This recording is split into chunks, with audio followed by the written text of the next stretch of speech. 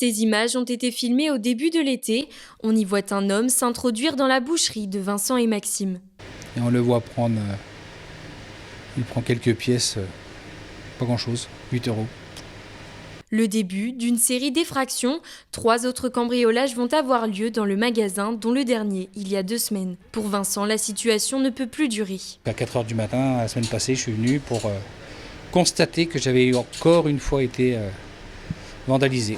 J'en suis à pas loin de 12 000 euros juste de frais entre le volet roulant, les franchises que j'ai eu à payer pour chaque dommage.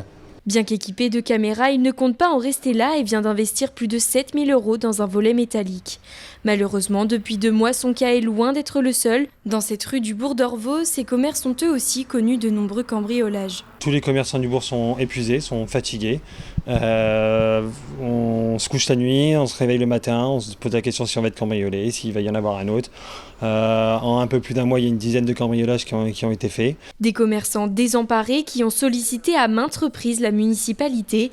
Le maire a décidé de prendre les choses en main. 2 à 3 caméras de surveillance vont être déployées dans cette ville écologiste. C'est vrai que cet été, cet épisode très important mérite que nous puissions être aux côtés des commerçants. Et nous sommes effectivement prêts, nous aussi, à expérimenter, à tester des nouvelles choses.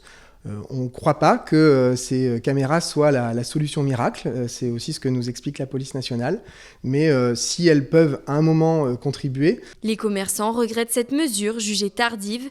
Une réunion pour aller plus loin est prévue d'ici quelques jours.